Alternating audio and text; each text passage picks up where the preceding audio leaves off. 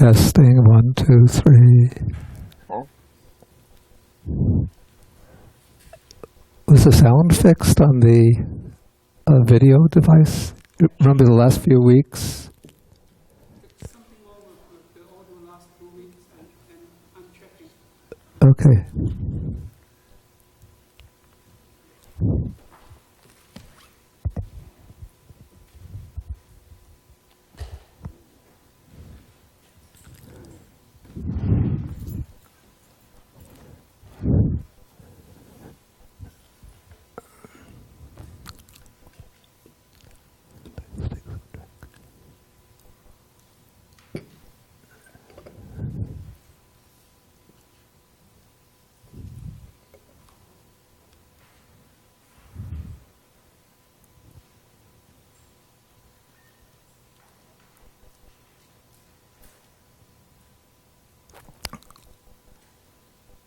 Can you tell if it's working?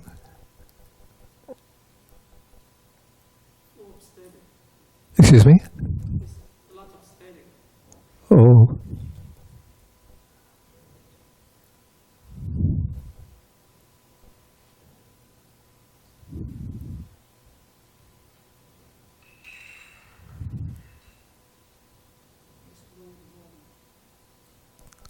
Whenever I speak, you get the static, or the static is continuous?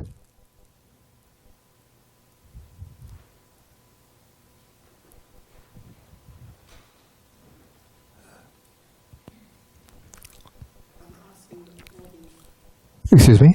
I'm asking the audience on the internet. The audience. Yeah. So they'll type in whether they can hear clearly or not?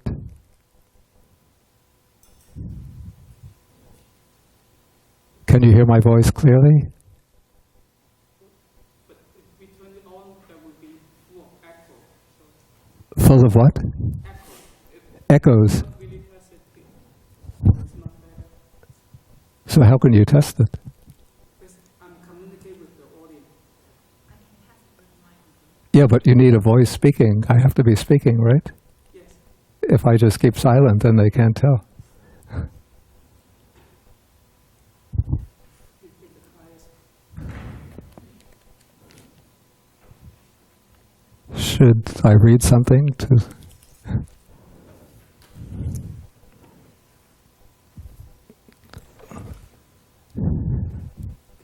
about now? Now, is it better? Okay, you want to see if it's better.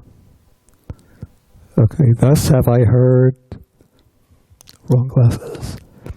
On one occasion, the Blessed One was wandering among the Kosalans together with a large sangha of bhikkhus. Then the Blessed One left the main road, and at a certain place he smiled.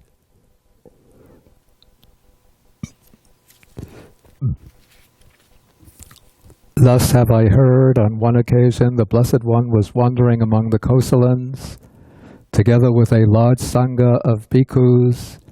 Then the Blessed One left the main road, and in a certain place he smiled.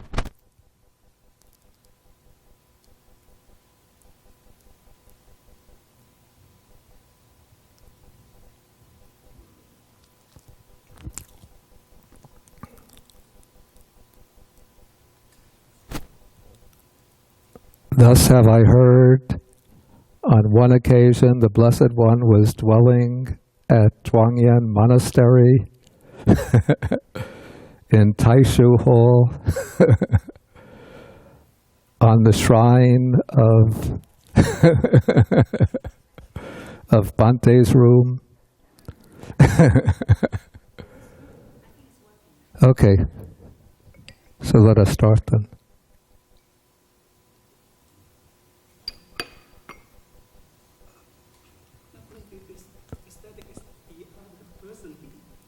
Okay, I'm going to start. Whether they can get it or not, we have to start.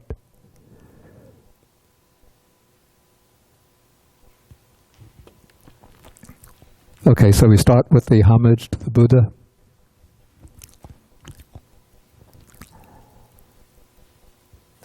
Namo tassa bhagavato arahato Samma Sambuddhassa.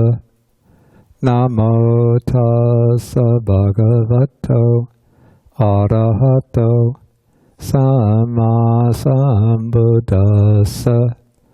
Namo tassa bhagavato arahato samma sambuddhassa.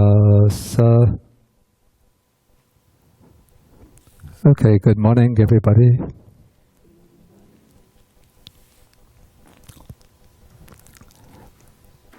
Okay, the last time we were discussing a sutta which was very heavy in matters of doctrine and dealing with the details of Buddhist practice and dealing with very high stages of practice. Now we come to a sutta, actually it will be like a series of suttas which focus on stories, and some of them have almost a legendary type of quality. And so, when we come to these suttas, it won't be so much me giving a lecture and just asking questions, but maybe we will explore some of these stories together and see what kind of significance we can draw out from them. Because I always believe that even though a story seems to be largely legendary, but there always seems to be some kind of message or instructions coming through the framework of the story. Okay, so this is the story. First, the sutta is number 81 in the Majjhima Nikaya. It's called the Ghatikara Sutta, and it's about a person named Ghatikara the potter. Actually, the word Ghatikara itself means pot maker. So it seems to be more of a designation than a proper name based on his occupation.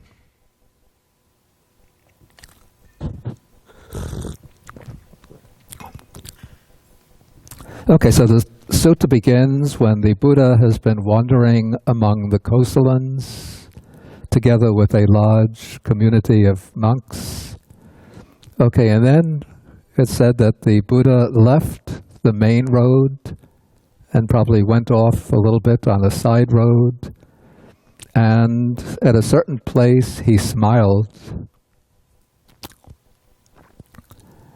And so when the Buddha smiles like this, it seems to be inviting a question from his disciples. So when Ananda saw the Buddha smile, then it occurred to the Venerable Ananda, he thought, what is the reason for the Blessed One to smile? And then this is interesting. He says, Tathagatas do not smile for no reason. Why do I say that this sentence seems interesting and a little bit intriguing?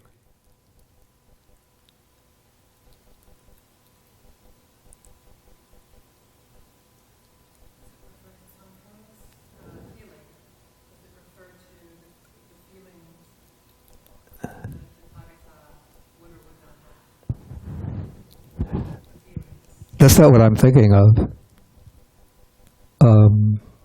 I'd say that's too technical.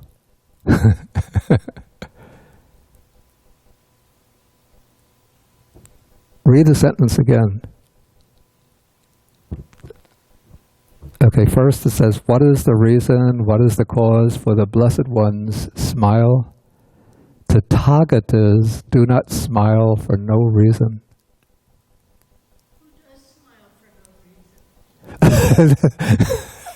Actually, that's a good question, but it wasn't what I had in mind.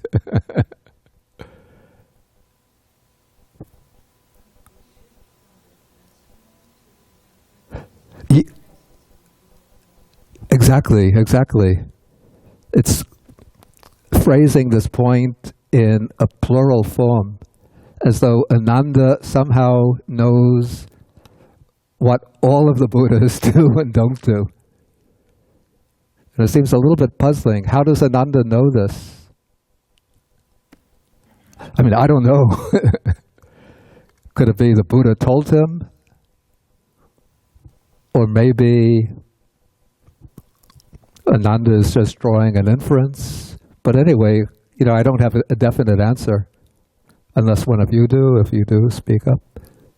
But it just seems to me somewhat intriguing, even a little puzzling, that suddenly the text shifts from a singular, the Blessed One, the Buddha Gautama, who is standing right next to me, to a generalization about what all of the Buddhas do. Of course, Ananda might know this from the point that Barbara made, that nobody smiles without a reason. But probably, maybe the point that Ananda's statement is trying to convey is that the Buddha wants to convey some point, so he's smiling in this way, not just through purely natural, just as a spontaneous reaction to some situation, but because he wants to provoke in us a question to ask about the smile. Okay, so then, when Ananda thinks in this way, then he politely puts his hands in the Anjali position, and he asks the Buddha, again, he just expresses his thoughts, again moving from the singular to the plural. Okay, so then the Buddha, now he's going to begin the story. Or at least he's going to introduce the subject of the story.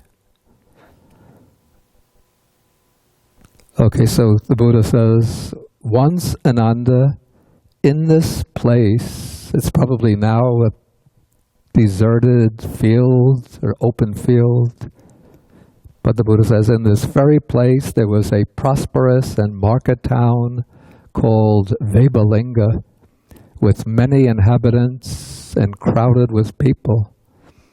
And now the Blessed One, it's the Buddha Kassapa, who is accomplished, that's Arahat, and fully enlightened, the Sammasambuddha, lived near the market town Vebalinga. And it was here that the Blessed One, Kassapa, had his monastery, and it was right here that he sat and advised the Sangha of bhikkhus.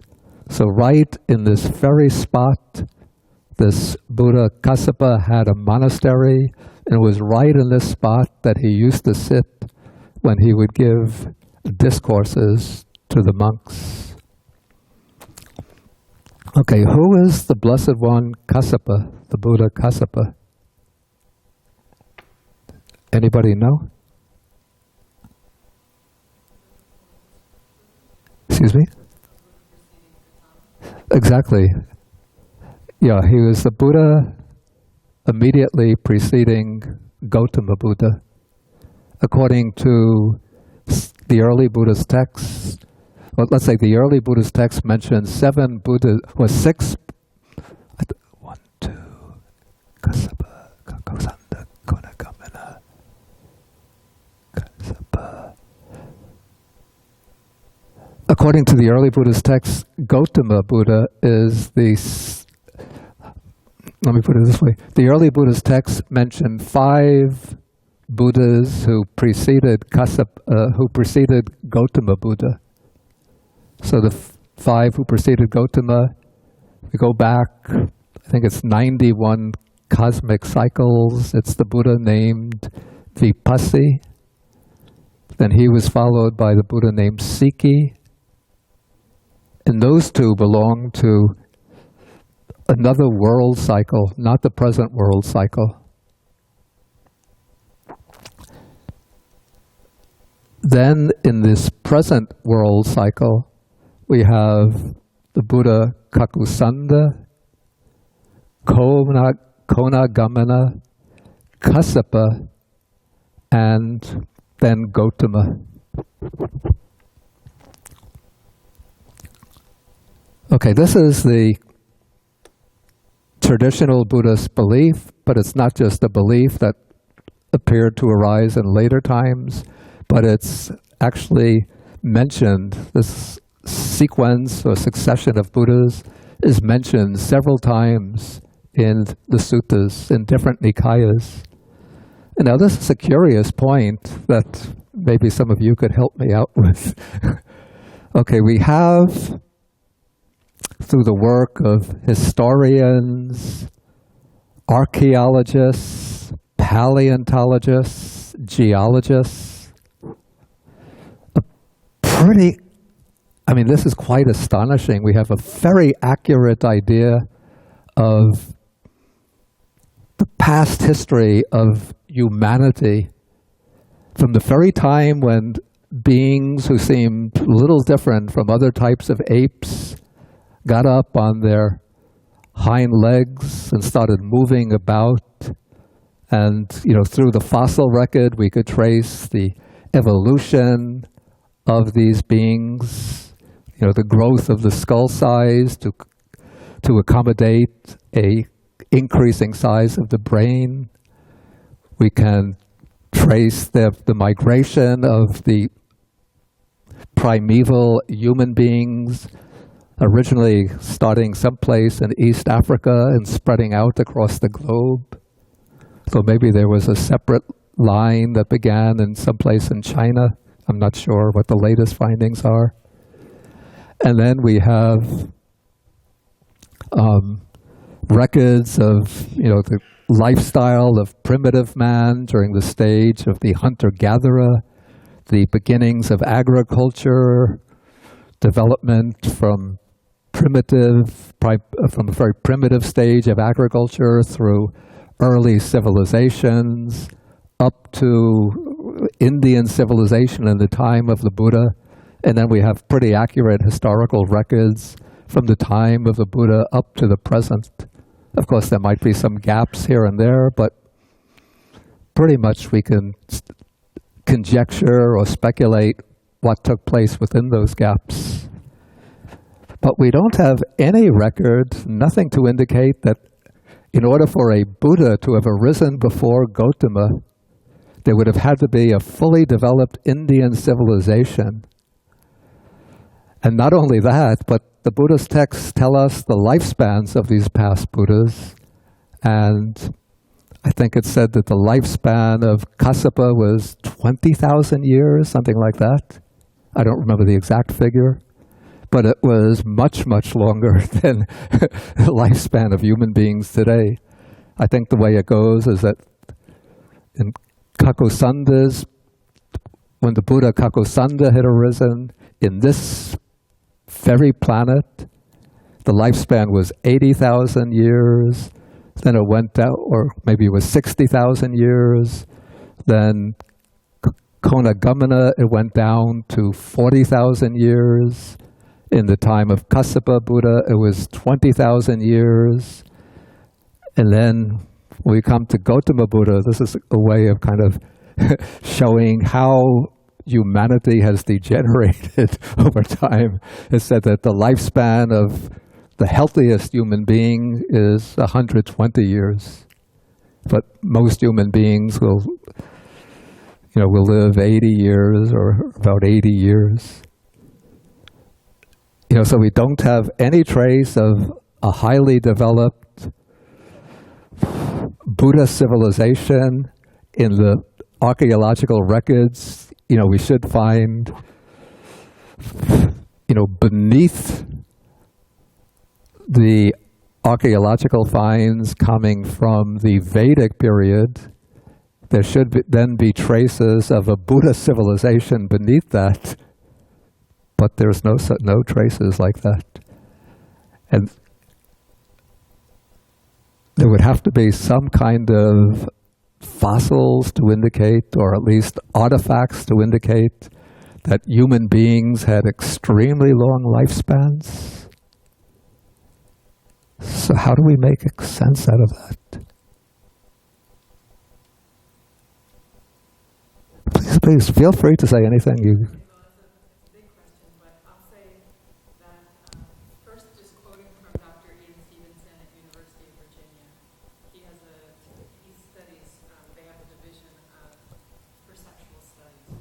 Yeah.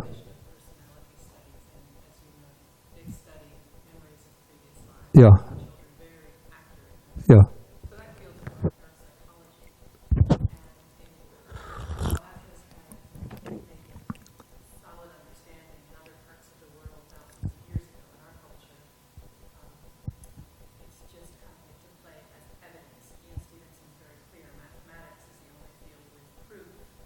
Mm-hmm. Yeah.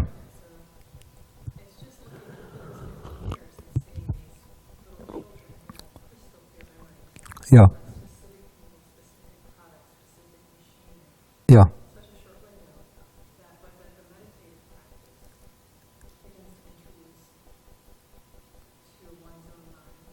We could what?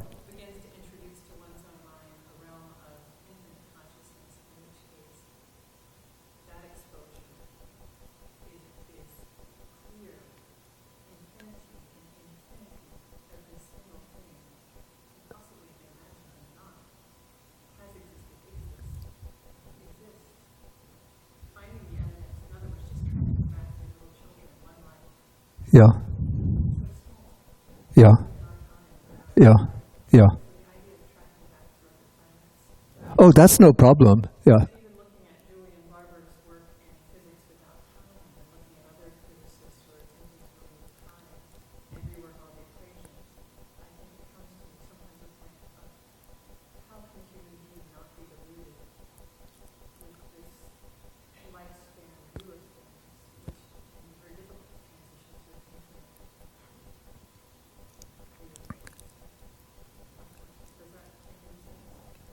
That makes sense in itself, but I don't see how it addresses this particular problem.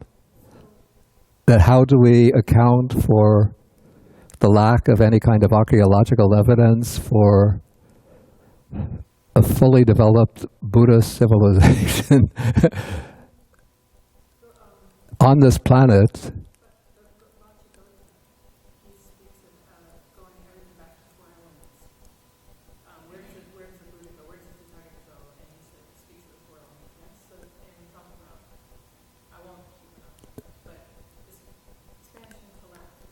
Yeah, that is mentioned in the text.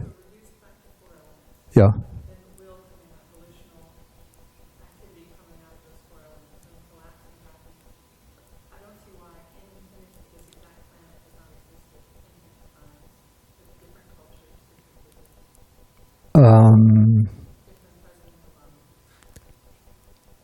That seems a bit speculative to me.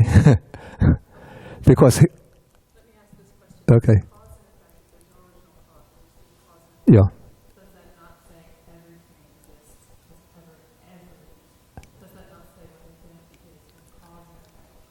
Yeah, first, I don't think it would mean that everything that exists, that this is getting a little off track, but it doesn't mean that everything that exists now has existed over and over again in the past. That would be more like was Nietzsche's theory of the eternal recurrence. And it doesn't mean that everything that's possible has already existed. I don't see that as...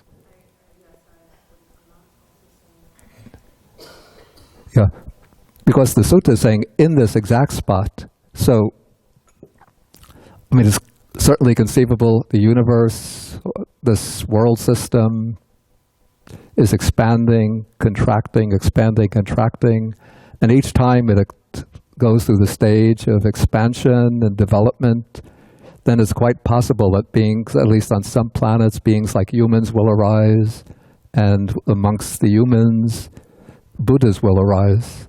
So the idea of, past Buddhas or even Buddhas presently existing now on other worlds, in other world systems is quite, not problematic at all in my view. But what seems to be problematic is saying that in this spot, that's on this earth, right there in India, another Buddha existed who had his monastery and taught the monks. David, did you have some? Take the microphone so that the sound gets amplified.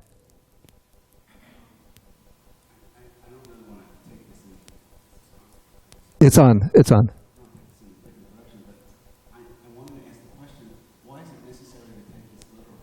Yeah, yeah, yeah.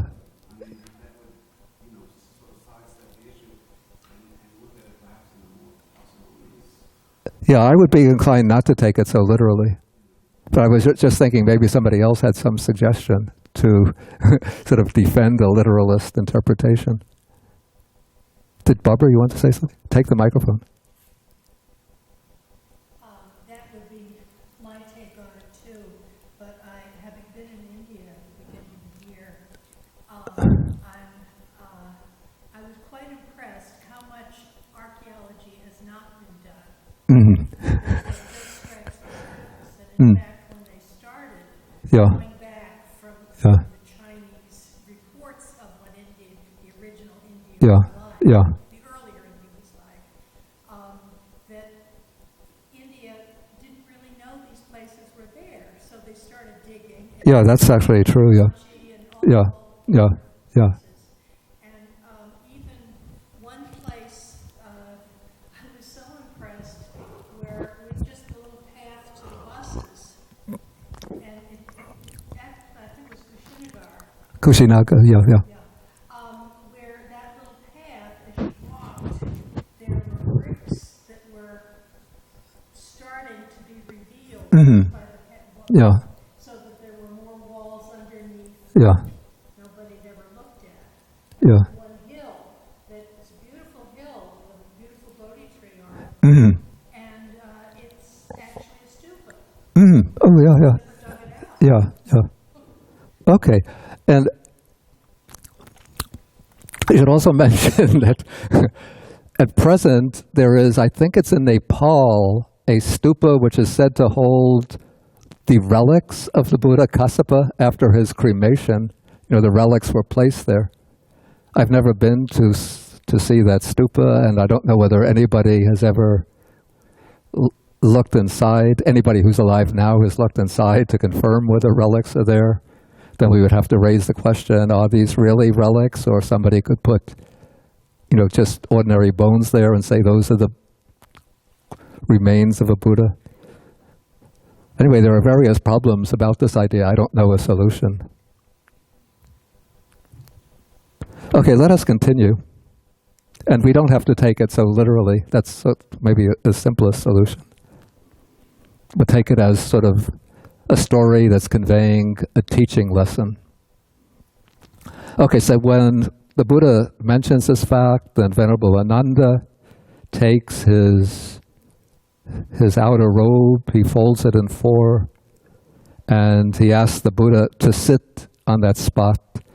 And so then he says that if you do so, then this place will have been used by two Buddhas.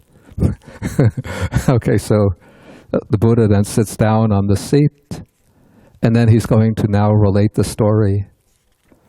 So he says that he repeats what he said earlier, that in this place there was this prosperous town called Vabalinka, where the Buddha Kassapa had his monastery. Okay, and now we come to the main part of the story, that in the town of Vabalinka, the Buddha Kassapa had a supporter as his chief supporter, a potter named Ghatikara. As I mentioned earlier, the word Ghatikara is actually from kara, which means maker, and gata means a pot. So Ghatikara means a maker of pots. And Ghatikara, the potter, had as a friend, his close friend, a Brahmin student named Jyotipala. There seems to be some things of significance coming through here. I don't see our Richard Duffy. Is he here today? Usually he would catch the significance of this. But there seems to be something being conveyed, even very subtly, a message here. Can anybody see what it is? To get the message, you would have to know something about Indian society.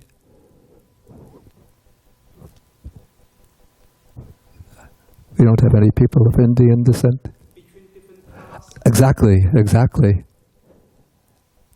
And the pot maker would be considered, I mean, it's like a working class. And the Brahmin is like,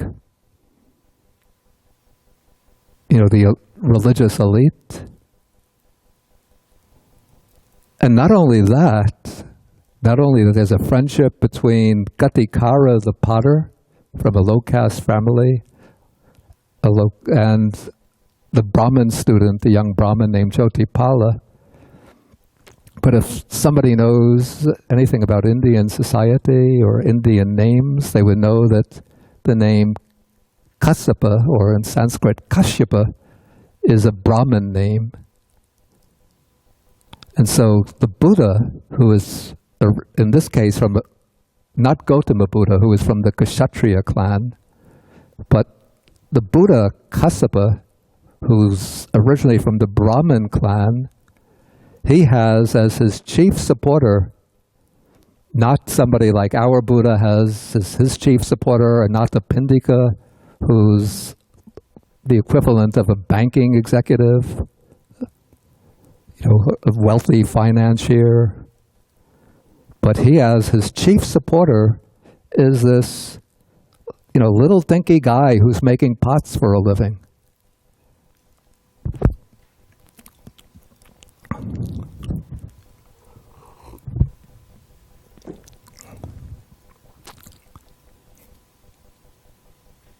It's as if maybe,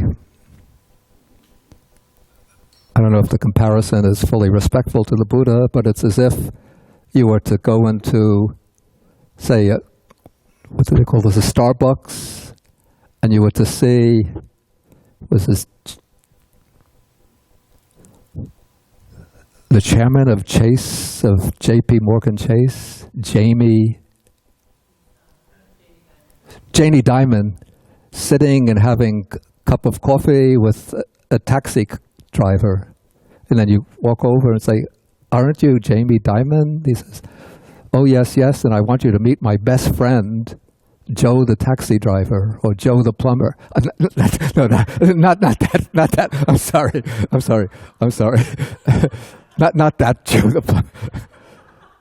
Maybe that got stuck, a meme stuck in my mind. Harry the plumber.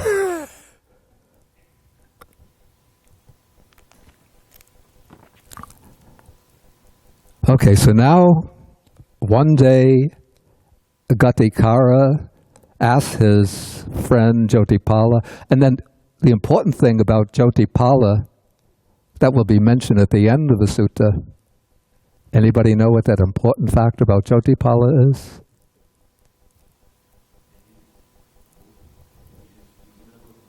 Exactly. Jyotipala is a past life, it was a past life incarnation of the being who is to become Gautama Buddha or Shakyamuni Buddha.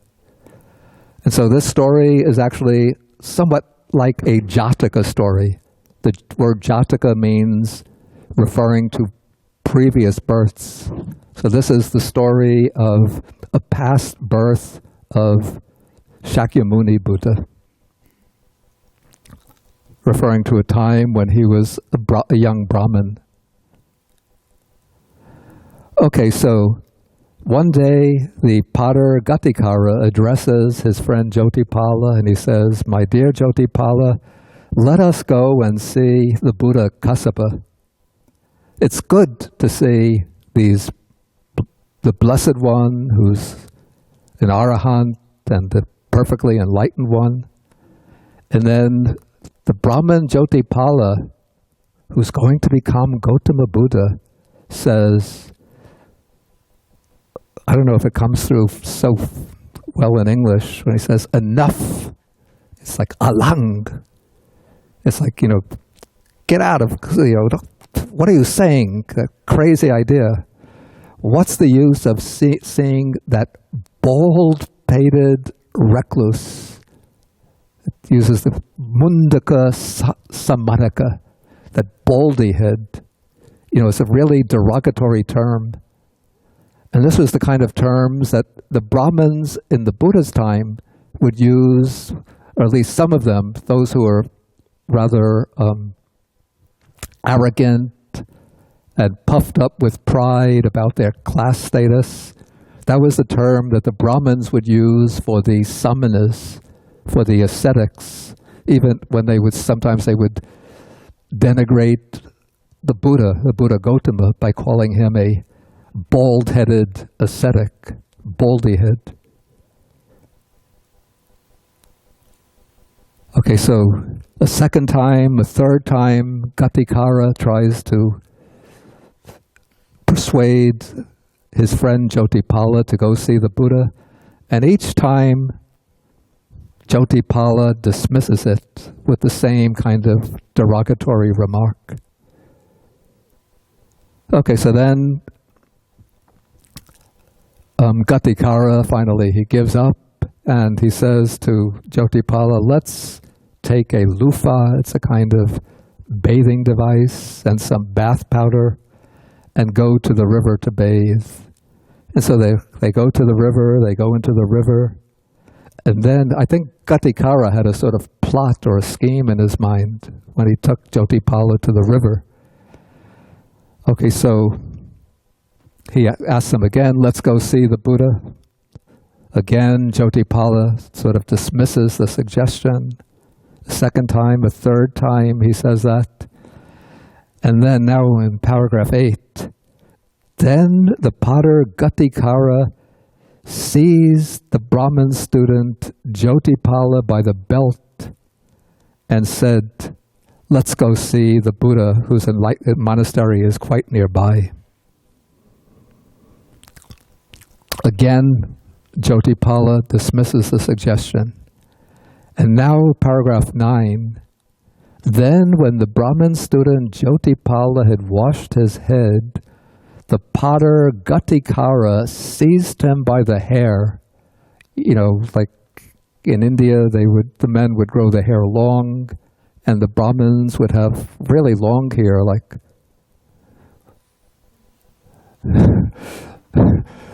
I was going to say, like, I think you're the only one who has, yeah, you're the only one who has really long hair. All of you women have, even these two who are visiting, have much shorter hair than a Brahmin in India in the Buddha's time would have had.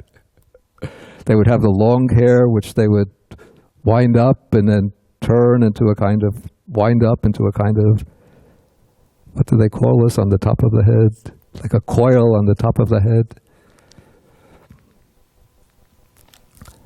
Okay, so Ghatikara seizes him by the hair and says, let's go see the Buddha. Now there's a great significance in that. Again, it's something very culturally conditioned, so those of you who have been born and grown up in America might not get it. But what is that significance? He grabs him by the hair. I don't know if you have these conventions in Sri Lanka as well. Okay, the idea is that, you know, generally a low-class person shouldn't even touch an upper-class person. But for a low-class person to touch an upper-class person by the head or by the hair, it's like, you know, if they were to apply the rules of the Veda, he would be in danger of getting stoned to death or getting beaten, severely beaten. But Ghatikara, you know, he wants to show that he's so insistent that Jyotipala should go see the Buddha that he's even willing to violate this very, very dangerous class regulation in order to convince Jyotipala of his point. Probably he knows that Jyotipala is his friend, so Jyotipala won't do anything drastic to him. But if Ghatikara were to touch another Brahmin, you know, who's not his friend on the head, if Ghatikara were to touch another Brahmin on the head, he could be in for a severe beating. So that's why when Ghatikara does this, Jyotipala thinks it's wonderful, it's marvelous. Here the words actually in Pali, acharya, bhuta, they don't mean wonderful and marvelous the way we do when we are approving something as good. Like, if somebody gives me a very delicious cup of tea and they ask, how do you like this tea?